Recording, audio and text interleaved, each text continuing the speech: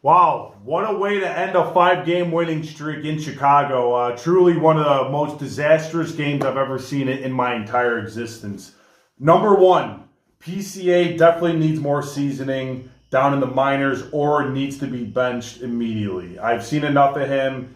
I get it, it's early on in the season, but you cannot continue to be an everyday player and hit that badly. As a matter of fact, I've never seen so many more bunts out of a human being in my entire 28-year existence. And believe me, I watch a lot of baseball. That just goes to show that he has no confidence in his swing. He has no awareness of his own strike zone. His timing's off, etc., etc. PCA is not doing well right now, and I hope Craig Counsell maybe starts looking for external or internal option at this point. Yes, PCA laid down a nice fundamental bunt in the eighth inning to move Nico Horner over to second base, but simple as that. I mean, he just can't hit right now. He every time he's up at the plate, it's an automatic out. It really is. That's number one. Number two, I don't understand why the Cubs continue to go to Ryan Pressly at this point.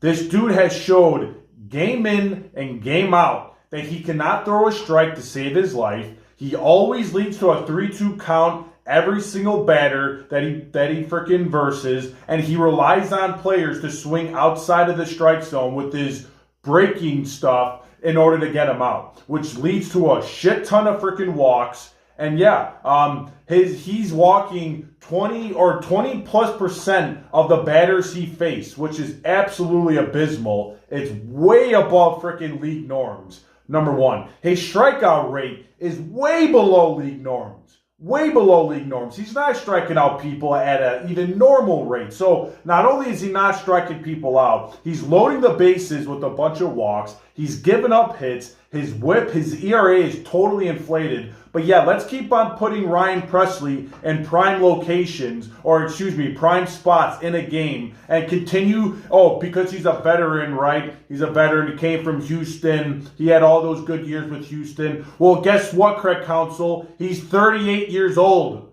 He looks like he should be retired. He's gray everywhere. Excuse me, I'm pissed off right now because that was a disgusting game. That was a completely disgusting game and a horrible way to freaking end a five-game winning streak. Like I said, you cannot continue to keep Ryan Pressly in the ninth inning. You cannot allow PCA to see more or 4 or 5 at-bats a game. There's no reason for that. We have Owen Casey waiting in the minor league systems who's ripping the freaking leather off the damn baseball, game in, game out for years now. He's a much more polished hitter. He walks more. He hits for more power. He's going to drive in more runs. And who knows if that's going to translate into, a big league or, the major leagues. But at this point, we have nothing to lose. We're getting no production out of our center fielder, right? All he can do is play defense at the moment and maybe occasionally lay down a decent bunt, which he's been struggling to do so as of late as well. So PCA's been looking terrible. Ryan Pressly's been looking absolutely awful. God awful. It's really pathetic. And quite frankly, and one more thing. To start the game, Ben Brown clearly did not have recognition of the strike zone. He had no clue where his pitches were going to go. He couldn't command anything to save his life. He walked the first 3 batters. I believe he walked like 5 batters that inning. Also drilled Jay Cronenworth, which looked pretty brutal. And, I felt bad for him because he was in a shit ton of pain. He got drilled right in the ribcage. But why not send your pitching coach, Tommy Hotovy, out there before all that stuff even happens? Clearly, the first 2 batters, Ben Brown had no idea he was even at Wrigley. That's how awful he looked. Why not go out there and send Tommy Hotovy and maybe try and calm him down and get his focus back? I was harping on that the entire time for them to do that. Quite frankly, a 4-pitch walk to start the game, I would have sent Tommy Hotovy out there immediately, and I was calling for it. And guess what? Corey Hart on the San Diego Padres, same thing. He looked absolutely awful to start the game. Guess what happened? After his first batter walk, the San Diego Padres pitching coach came out there and tried to calm him down. Now, it didn't work for shit because he did absolutely miserable, but at least they tried to do that, which Tommy Hottovy at Crick Council clearly didn't give a shit or try to do that at all until it was damn near too late where the bases were already loaded and then they were already up like 2-0. So that pisses me off.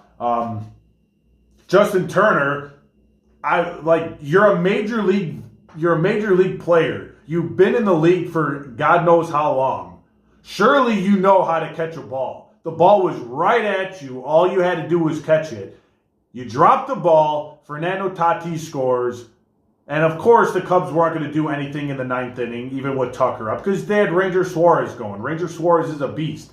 Ranger Suarez is not going to freaking give up a walk like how Ryan Presley does. So yeah, Cubs lose, miserable game. I can't believe I really watched. Wow, that was a damn near 4.5-hour game, and I watched every second of that miserable game. Porter Hodge giving up a base hit to Gavin Sheets in the 8th inning. Gavin Sheets last year, I believe he hit maybe. Gavin Sheets last year, I think he hit maybe 150 on the year. Maybe that's a slight exaggeration, but dude couldn't hit a beach ball last year with the White Sox. You give up a game-tying hit to him. Cubs continue to falter with runners in scoring position at this point. Now look, I sound really heated right now because that's a brutal loss, and I have to understand that it's a long season. The Cubs were on a 5-game winning streak, so they were playing solid baseball. But, I just see some things that are piling up that, the Cubs have a track record of not addressing until it's too late. You see numerous years, year in, year out, such long leashes on these players. In 2023, Michael Fulmer. I believe, David Ross and Jed Hoyer allowed Michael Fulmer to go out for the first month and a half when he was blowing leads game in and game out, right? But they gave him a month-and-a-half long leash for that. Following year, Adbert Alzolay. One of the worst, pitching seasons I've ever seen from an actual individual. He had an extremely long leash. Blew so many games for the Cubs. The Cubs blew 30 games last year? Look, this bullpen is definitely has some bright spots. Brad Keller is looking good. For sure, he's looking good, and there's some other pieces looking good. But Theo Barr is not looking good. Ryan Presley, that looks like a miserable trade. Honestly, we should have signed Tanner Scott. I don't know why we didn't sign Tanner Scott. I'm very baffled on why Tanner Scott is not a Chicago Cub. I'm extremely baffled by that. We could have used him so much. And to say that the Cubs got rid of Cody Bellinger to free up some cap space so we could, quote-unquote, sign additional talent, yet we didn't do anything with that $27 million.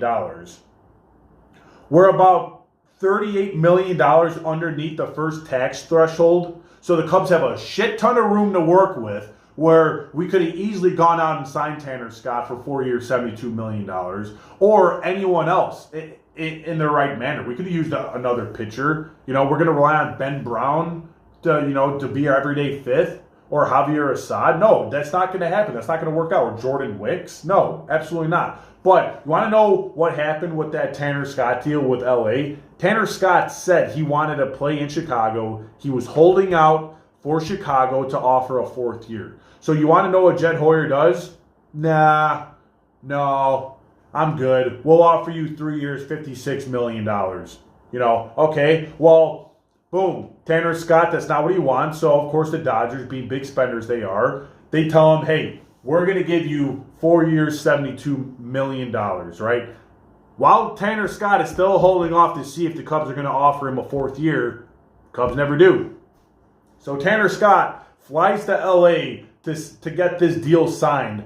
While he's en route to LA, he gets a call from Jed Hoyer saying, oh yeah, we decided to give you a 4th year. Why don't you come sign with Chicago? It's too late, Jed. It's far too late. You know, you could have had him. He wanted to come here, but now we have Ryan Presley, who's not going to get any better. He's already old. All right, so we lose out on Tanner Scott. That's lovely. We still have Ryan Presley, still not doing anything about that. I guess Craig Counsell and Tommy Hotovy and Jed Hoyer and Jason McLeod and all these guys and Carter Hawkins, all these guys are cool with Ryan Presley just walking people at like a 25% clip. Oh, that's lovely. You know, quite frankly, I could rant so much about right now. And maybe I'm being kind of a crybaby because the Cubs are, you know, they're still in first place or whatnot. But what an aggravating way to lose a game. Yep. Terrible. Absolutely terrible. Usually these videos, they take me numerous tries to get it down. But this one, I talked for 11 minutes straight. So I didn't stutter. I didn't have to stop at all. It was just straight all the way through.